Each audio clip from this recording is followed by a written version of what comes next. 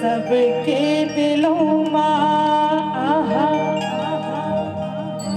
ज्ञान के खजाना है शारदे माँ।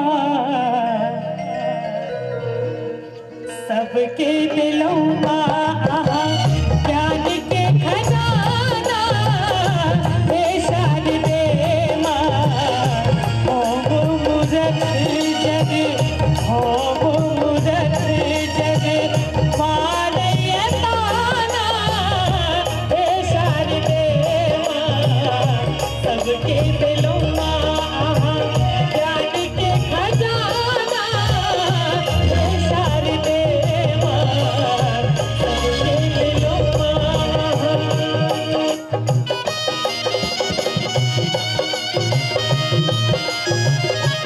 जय हो भैया।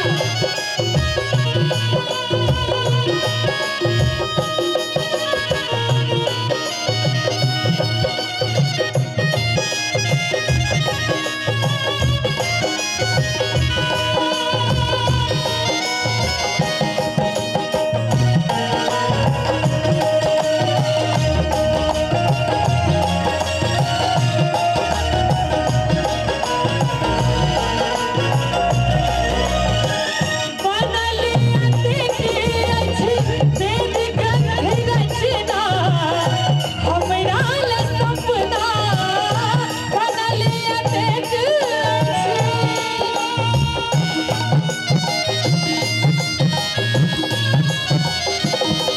हो बनल अतेक अछि वेद ग्रंथ रचना, हमरा ल सपना हारल थाकल, हारल थाकल एलु शरणमा नोरायल नैना।